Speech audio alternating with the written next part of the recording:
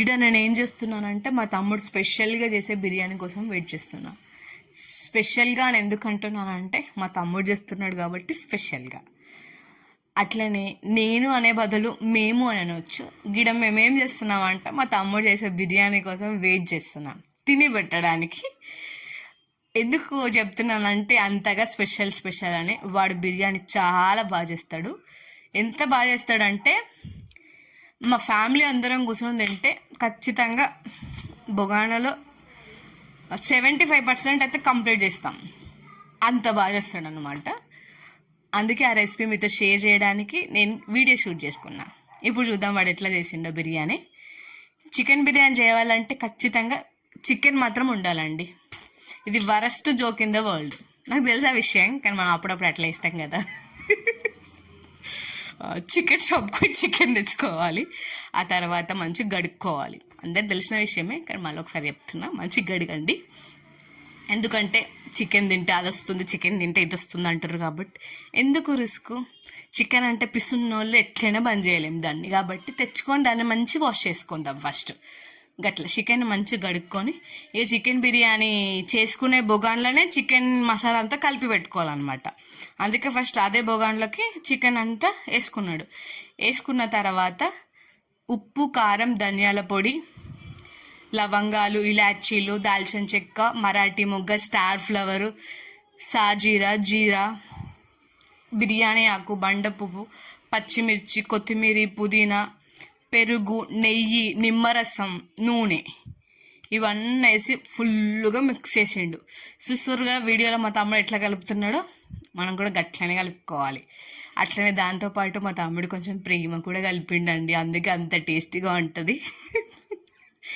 అట్లా కలిపిన తర్వాత ముందుగానే ఫ్రై చేసి పెట్టుకొని ఆనియన్స్ ఉంటాయి కదా, అవి కూడా వేసుకోవాలి. అవి కూడా వేసేసుకొని మళ్ళీ ఒకసారి మంచిగా కలుపుకొని దాన్ని మొత్తం ఈవెన్గా అనుకోవాలి బొగానకి. ఆ తర్వాతనే ముందుగానే మనం బాస్మతి రైస్ని నానబెట్టి పెట్టుకోవాలి. అవి కూడా కడిగి నానబెట్టి పెట్టుకున్న తర్వాత ఇప్పుడు వాటికి ఎసరు పెడుతున్నాం. వాటర్ పోసుకొని బొగాన్లో అందులో కూడా అన్ని మసాలాలు వేసుకున్నాం. బిర్యానీ ఆకు, స్టార్ ఫ్లవర్, ఇలాచీ, మరాఠీ మొగ్గ, జీలకర్ర, సాజీరా, పచ్చిమిర్చి, సాల్ట్, మళ్ళీ ఇంకా నెయ్యి. నేను ఇక్కడ ఆయిల్ వాళ్ళే నెయ్యి వేసింది. నెయ్యి వేసి చేస్తున్నాం. నెయ్యి ఎందుకంటే టేస్ట్ బాగుంటుంది కదా, అందుకు. అట్లా నెయ్యి వేసి అవి ఎసరు వచ్చిన దాకా ఆగాలి. ఎసరు వచ్చిన తర్వాత అందులో బియ్యం వేసేసుకోవాలి. ముందుగా నానబెట్టుకున్న బాస్మతి రైస్ని వేసేసుకోవాలి. వేసేసుకున్న తర్వాత అది పొంగొచ్చే వరకు వెయిట్ చేయాలి. పొంగొచ్చిన వెంటనే ఏం చేస్తుందో చూద్దాం వీడియోలో.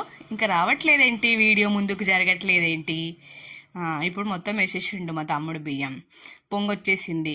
ఇప్పుడు ఇందులో ఫస్ట్ మిక్స్ చేసి పెట్టుకున్న చికెన్లో ఇంతకుముందు ఉడకబెట్టిన నీళ్ళు ఉన్నాయి కదండి, రైస్ వేసి ఉడకబెట్టినాయి, అందులో నుండి ఒక ముంత వాటర్ తీసుకొని ముందుగా నానబెట్టుకున్న మసాలాలో వేసి మంచి మిక్స్ చేసిండు. తర్వాత ఇప్పుడు అందులో మొత్తం రైస్లో నుంచి మొత్తం వాటర్ మొత్తం తీసేసి టోటల్ రైస్ అందులో వేసుకున్న తర్వాత టోటల్ వేసుకోవాలి, ఆఫ్ వేసుకొని తర్వాత మళ్ళీ కొంచెం ఫ్రైడ్ ఆనియన్స్, కొత్తిమీర, పుదీనా, కొద్దిగా నెయ్యి వేసుకొని మళ్ళీ తర్వాత ఇప్పుడు మిగిలిన మొత్తం రైస్ వేసేసిన తర్వాత మళ్ళీ పైనుండి ఫ్రైడ్ ఆనియన్స్, కొత్తిమీర, పుదీనా,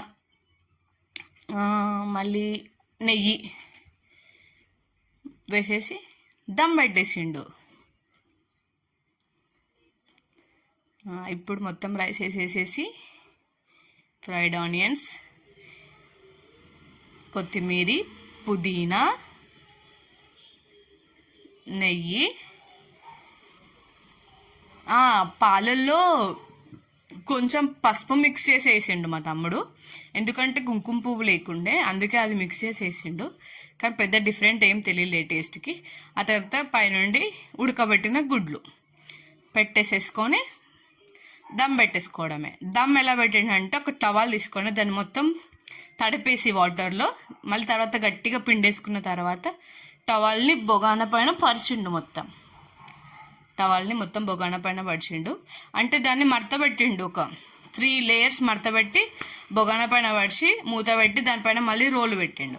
దమ్ పెట్టేసిండు. బిర్యానీ రెడీ అయిపోయింది. Yummy yummy chicken biryani, garam garam biryani ప్లేట్లో పట్టుకొని వచ్చారు మా ఇంటికి. సరేనా, సూపర్గా ఉంది. టేస్ట్ మాత్రం యమ్మిగా ఉంది. మీ ఇంట్లో